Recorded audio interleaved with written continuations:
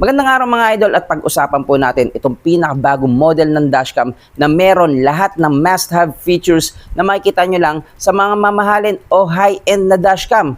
At talagang a truly unbeatable deal ngayong 2025 dahil in less than 5,000 pesos ay mabibili nyo na itong pinakabagong model ng 70mm at ito po ang A800 SE. Kaya tara mga idol, pag-usapan po natin at ipapakita ko sa inyo lahat ng features at quality ng mga kuha nito. Kaya tara, samahan nyo po ako.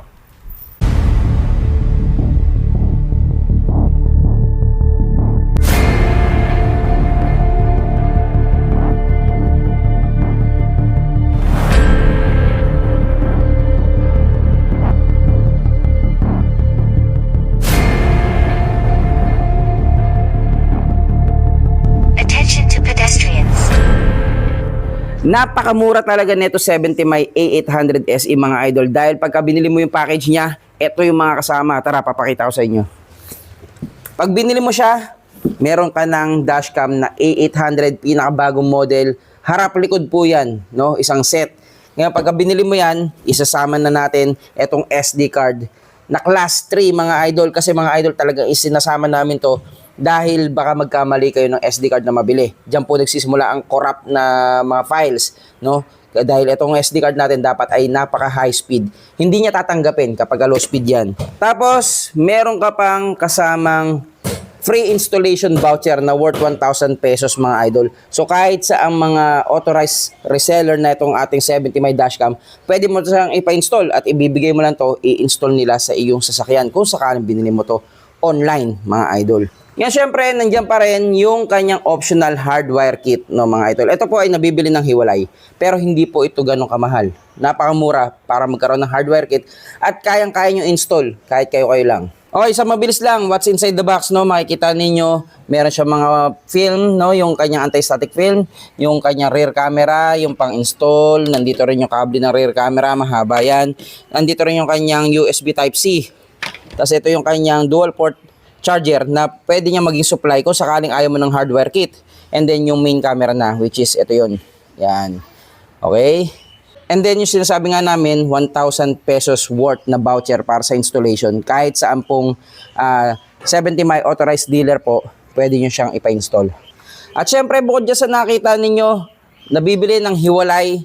Kung gusto nyo option, etong hardwire kit mga idol. Eto, napakadaling i-install nito. Kahit sino kaya to. Bakit? Kasi OBD na siya. Yan o. Sasaksak nyo lang sa ilalim ng inyong manubela, nandun yung OBD port. And then, 24 hours pwede na siyang mag-record.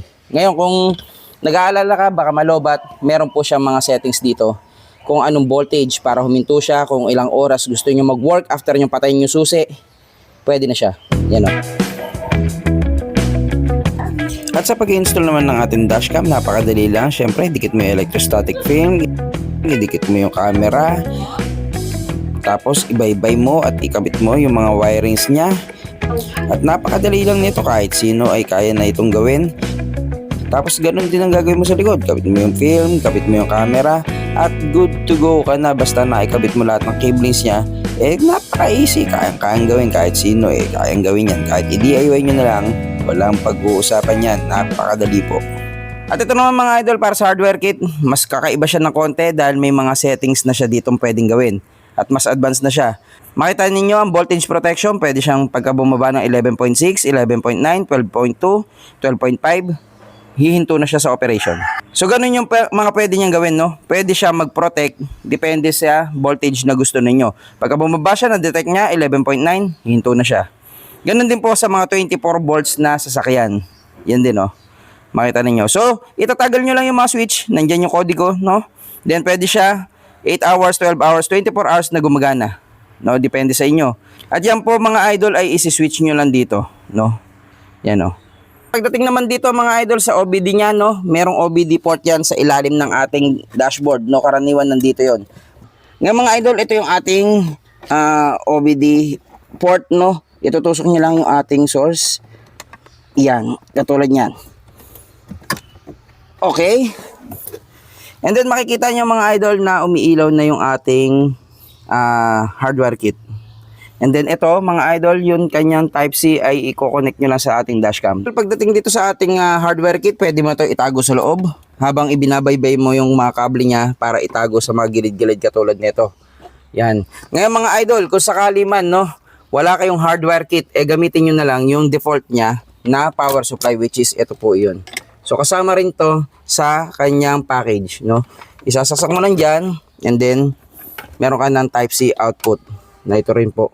Ngayon mga idol, babaybay mo rin yan katulad na sinabi ko, papunta dito sa gilid para mapunta dito sa inyong dashcam. Yan. Ngayon mga idol, tara testingin natin.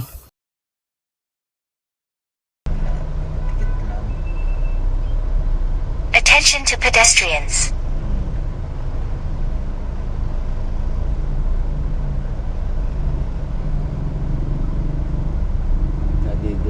Attention to riders. Palengke ka pala. Attention to riders. No?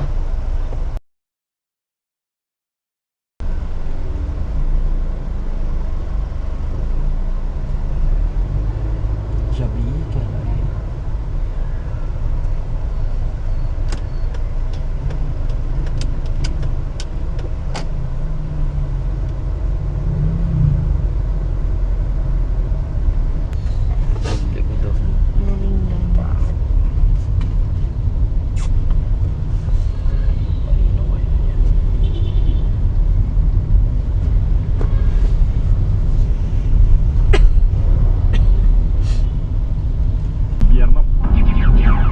Nilinaw naman ni Senador Christopher Bongo na wala siyang kinalaman sa negosyo ng ama na naging kasosyo ni Sara Diskaya na isa sa 11. At pag-usapan na nga natin yung mga iba pang features nitong ating 70My A800 SE mga idol, dahil ito po ay may dual channel recording at capable nga siya ng 4K 30 FPS, and then syempre dual channel nga siya, so meron din siyang rear camera which is nakafix naman siya sa 1080p mga idol. So 30 FPS parehas, pero mapapansin nyo napakalinaw talaga nung front camera niya dahil nga 4K mga idol. And then syempre pag sinabing 4K, talagang wala kang mamimiss na footage na talagang walang malabo, lalo na kapag isinum natin yung ating screen at meron tayong hinahanap na mga plate numbers, kunyari may nadaanan ka, may nakita kang address, kaya mong i-zoom in, mababasa mo kung ano yung mga nakasulat. Lalo na syempre sa mga plate numbers, no? Yan kasi ang pinakamahalaga mga idol dahil kaya nga tayo kumuha ng dashcam para sa seguridad ng ating sasakyan at ng biyahe natin. So kapag meron kang gusto makita na anomalya o mga plate numbers o nakasagi sa inyo, makukuha na ninyo na malinaw dahil nga 4K. I-zoom in nyo lang, makikita nyo, ang laki ng diferensya. Kasi pag sinabing 4K mga idol, para siyang 4 times na mas maraming pixel o yung resolution niya is 4 times na mas malinaw sa 1080p na HD mga idol. Ganun po yun, ganun kalinaw, ganun kalayo ang diferensya ng 4K sa HD. Parang gumamit ng mamahaling sports camera nito mga idol, kaya talagang wala mamimiss na moment. Ngayon mga idol, pagdating naman sa unit niya, meron siyang 3-inch na display na talagang kahit na hindi nyo na gamitan ng application, pwede nyong i-browse yung kanyang mga footage doon. And then, true 4K nga siya. Siyempre, HDR capability, meron siya. And then, siyempre, yung 70My Night Owl Night Vision, mga idol. Nako, yung algorithm na yan, pag pinagsama HDR sa umaga, talagang high dynamic range, walang blurred na moment. And then kapag naman sa gabi, night owl, pag pinagsama yung algorithm na yon sa gabi, talagang napakalinaw niya pa rin. At makikita niyo sa mga sample footage natin, mga idol, na talagang malinaw siya. Dahil nga in-improve yan ni 70My, yung algorithm na yan, para talagang mapalinaw kahit na madilim o low light lang sa kapaligiran, mga idol. And then, syempre, ito pa, matinding improvement niya.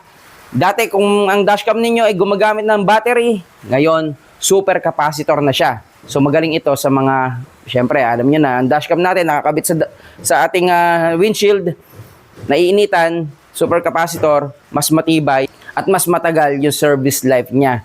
Dahil alam naman natin ang battery medyo mabilis mag-degrade yan. Unlike ng capacitor, mas matagal ang buhay niya. And then syempre built-in GPS, meron siya. So dahil nga may built-in GPS, kaya niyang gumawa ng road stories, mga idol. So, road stories, alam niyo yung parang computer games, nakikita ninyo yung layo ng mga nasa paligid nyo, yung headings nyo, yung routes ninyo, yung mga G-sensor, ganyan, yung speed, time, lahat yan, mga idol. Dahil nga ginamitan ng GPS, so madi-display nyo yun sa road stories, lalo na kapag nag-share kayo ng mga biyahe nyo sa inyong social media. And then syempre, additional safety natin, ADAS or Advanced Driver Assistance System. Meron po. Actually, meron nga siyang 5 na kayang gawing alarm, no? Syempre, mga bago doon is yung lane departure. Ngayon, meron din siya yung kapag before kayo, kunyari medyo naanto kayo, hindi kayo nakatingin, babangga, no? Before pa mabangga, sa wawarningan kayo na may collision and then pedestrian, Attention to no? And then yung mga riders. bisikleta, ngayon yung sa harap ninyo, umabante, yun, wawarningan kayo. Attention to Yun yung riders. mga bago sa ADAS niya. And then syempre, voice command. Yan, napakagaling na itong voice command na to. Pwede mo sabihin na take photo. Yan. Take photo. Yan, magka-capture siya ng photo, take emergency videos, at marami pang iba sa mga voice command, mga idol. And then, syempre naman, no, pagka naka-parking tayo, gusto rin naman natin na capable siya ng 24 hours or 24/7 na recording. Pwede rin. Syempre, gumagana rin sa kanya yung time-lapse video, which is mas matipid po yun sa ating memory. Dahil 1 frame per seconds yun, nakukuha na niya yung buong senaryo. So, habang nakapark yung sasakyan mo, take lang siya ng take. So, mas matipid sa data, plus hindi masyadong nagpa-process ang inyong dashcam pagka ganun. So, yun yung ginagamit niya kapag nakapark siya. So, 24/7, nagka-capture yun. And then, syempre, meron din siyang buffered emergency recording. No, improve yan, mga idol, kasi yung buffered emergency recording niya, kung dati, pag nabangga, saka lang magre-record, this time, mga idol, alam niya na bago pa dumikit yung sasakyan, magre-record na siya. Which is magre-record yon ng 3-minute video. And then after kung sakali man nabangga, magre-record siya ng 30 seconds video. Yun yung magaling sa kanya. Hindi katulad dati, na-hit na, tsaka lang magre-record. Pero this time, nagre-record siya before pa mabangga, mga idol. And then, capability ng SD card, huwag kayo mag-alala. Napakalaki. Pwede nyo siyang lagyan up to 512 GB na SD card. As long as yung SD card ninyo is high quality, syempre, dapat yan ay U3 or mas mataas na klase. Bakit, mga idol? Kasi yung U3 is meron siyang high speed rate. Dahil nga alam naman natin 4K ang video niya, mas malakas ang transfer rate, mas mabilis dapat ang SD card natin. At pagdating naman sa hardware kit, mga idol, nako, napakadaling i-install nito dahil kahit sino kayang-kaya install to. Nakita nyo naman, gamit ang OBD connector, mga idol, na makikita doon sa ilalim ng inyong dashboard. Isusuksok nyo lang doon, tapos ibabaybay nyo yung wiring niya at gagana na yung ating dashcam, mga idol, kasi yun na yung magsisilbing power supply niya na kahit na nakapatay yung inyong makina, iniwan nyo na, papasok siya automatically sa parking mode, mga idol. Kaya napakadali nito i-install. At ngayon, kung meron kayong problema sa installation, mga idol, walang problema yan. Pag sa akin kayo bumili, libre na natin yung mga installation na yan. At kung sakali naman, nabibili kayo online, mga idol, may makukuha kayong voucher na katulad nito. Itong voucher na to is worth 1,000 pesos na voucher.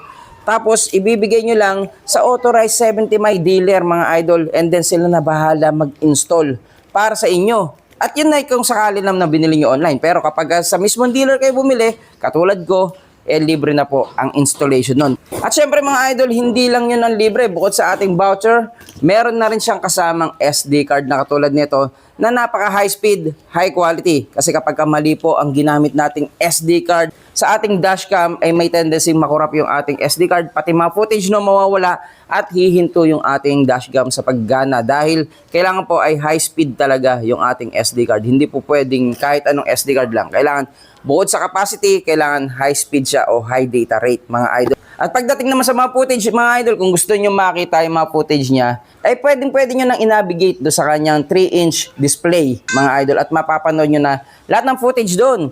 Ngayon, kung gusto nyo naman, pwede nyo gamitan yung kanyang app, no, na madadownload sa ating Play Store, Google Play Store, and App Store, mga idol. I-download nyo lang yon at i-pair nyo lang yung ating dashcam, makikita nyo na lahat ng settings, pati ang kanyang mga footage na nakuhanan. Mga idol, gumagamit po itong ating dashcam ng Wi-Fi 6. Kaya talagang napakabilis ng data transfer nito, mga idol. Kung saan kukunin yung mga footage, ang bilis lang. Through Wi-Fi from the dashcam, papunta sa inyong cellphone, through Wi-Fi, ang bilis po ng kanyang data transfer. Makukuha nyo kagad lahat ng footage na kailangan nyo. At lahat ng mga sinabi ko, mga idol, syempre, ay lahat ng pros niya. Ngayon, syempre, kung tatanungin nyo ko, meron din siya mga cons. Pero napaka-minimal lang. Yung mga cons na hinahanap natin syempre sa mga mas flagship na version ng 70 my dashcams. Katulad na lang nung nasa 4K Omni, syempre. Pag sinabing 4K Omni, yung model po natin na yun, 360 degrees, umiikot siya, kayang-kaya niya yun. And then syempre, pagdating naman doon sa A810, parehas po yun, may capability na mag 4G streaming, 4G LTE, which is may connection nga, may data siya, na kapag nasa malayo yung sasakyan, kaya nyo i-locate, plus kaya ninyong panoorin yung mga footage niya o yung streaming niya habang nakaparada. Yun lang po ang wala sa kanya, pero bukod po doon, kung hindi nyo naman kailangan yun, okay na to. Dahil napaka-surprising ng presyo nito mga idol. Subukan nyong i-add to cart o i-click yung link na nilagay ko dyan at magugulat kayo sa presyo nito. Dahil sa ganyang presyo, makukuha nyo na kumpleto plus napakadaming features na makikita nyo lang sa mga flagship o high-end na mga dashcam mga idol. And that's it mga idol para sa ating 70 my A800 SE. Sana'y nakakuha kayo ng mga ideas tungkol sa mga basic na features nito. At sana po yung mga hindi pa nakasubscribe, please subscribe. At panoorin nyo pa po yung ating mga ibang videos at yung mga paparating pa nating videos. At yun lang po muna mga idol. Maraming salamat po.